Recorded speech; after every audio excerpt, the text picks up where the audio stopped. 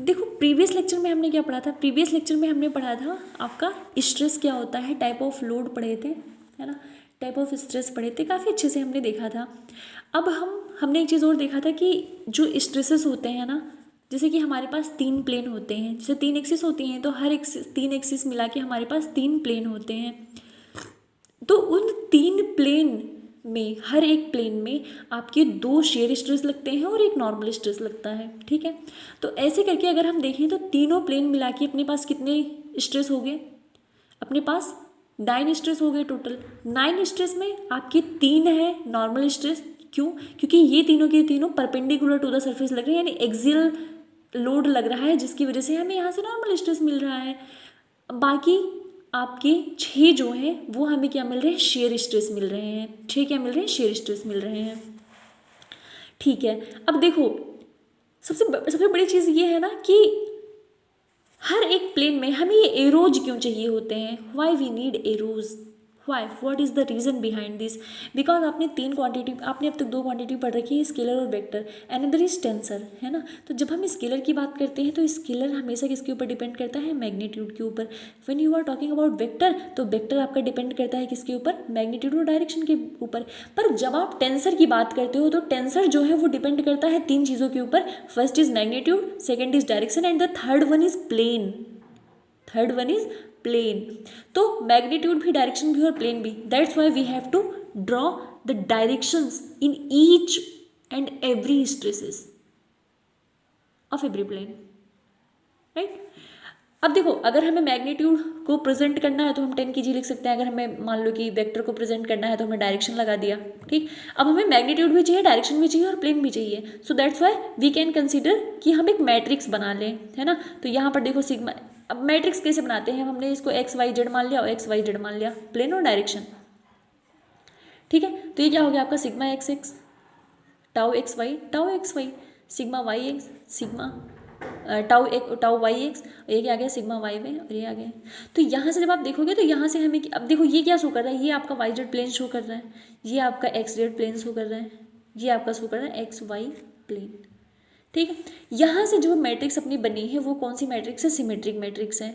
तो जब symmetric matrix में हमें पता है कि by the help of symmetric matrix quantity हमें पता है कि जो टाउ एक्स वाई होगा, टाउ एक्स वाई, ये टाउ वाई एक्स की इक्विवेलेंट होगा, टाउ एक्स वाई किसकी इक्विवेलेंट होगा, that is Z not x. ये किसकी इक्विवेलेंट होगा, इसके जो टाउ एक्स जेड है वो टाउ जेड एक्स की इक्विवेलेंट होगा, और जो टाउ जेड वाई है वो किसकी इक्विवेलेंट होगा, टाउ वाई जेड के। तो इसीलिए हमने यहाँ पर लिखा है tau x y is equal to tau y x और tau x z is equal to tau z x, tau y z is equal to tau z y. ये किसकी वजह से हुए हैं, ये तो सिमेट्रिक मैट्रिक्स की वजह से हुए हैं due to complementary shear stress. ये किसकी वजह से भी हुए हैं, एक तो सिमेट्रिक मैट्रिक्स की वजह से हुए, दूसरा हुआ है due to complementary shear stress. अब क्वेश्चन ये है कि कॉम्प्लीमेंट्री शेयर स्ट्रेस आपके होते क्या हैं, ठीक है।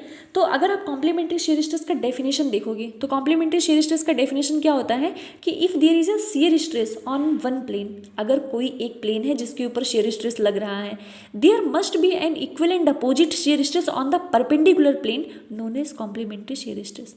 ये क्या कहता है कि अगर किसी प्लेन पर एक शेयर स्ट्रेस लग रहा है ना, तो उसके अपोजिट वाले प्लेन पर भी क्या होगा, सेम शेयर स्ट्रेस होगा, यानी कि उसके जो परपेंडिकुलर प्लेन होगा वहाँ पर भी क्या होगा, आपका सेम शेयर स्ट्रेस होगा। इसे हम बोलते हैं कॉम्प्लीमेंट्री शेयर स्ट्रेस। हम देखते हैं, थोड़ा सा हमने एक डायग्राम में शो करने की कोशिश करी है। जैसे मैंने ये डायग्राम ड्रॉ कर लिया, ठीक है। तो यहाँ पर देखो क्या लग रहा है, टाउ एक्स वाई, तो यानी कि इसी यहाँ पर भी क्या लगेगा, टाउ वाई एक्स। यहाँ पर लग रहा है टाउ एक्स वाई, यहाँ पर क्या लगेगा, टाउ वाई एक्स, ठीक है।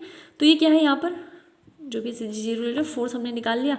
अब ये कपलिंग है, ये हम बहुत ही डिटेल में पढ़ेंगे, इसको अभी ज़्यादा हम डीप में नहीं लेके जाते हैं। अब देखो अब हम बात करते हैं स्ट्रेस टेंसर की, किसकी बात करते हैं हम, स्ट्रेस टेंसर की। तो होता क्या है स्ट्रेस टेंसर, अगर हम बेटा कोई प्लेन कंसीडर करें, तो जब हम प्लेन कंसीडर करेंगे तो मान लो कि एक स्ट्रेस यहाँ लग रहा है, एक स्ट्रेस यहाँ लग रहा है, एक यहाँ लग रहा है, एक यहाँ लग रहा है। ऐसा क्यों लग रहा है, रीज़न ये है क्योंकि हमें इक्विलिब्रियम कंसीडर करके चलनी पड़ती है, हमें चीज़ों को बैलेंस करके चलना पड़ता है।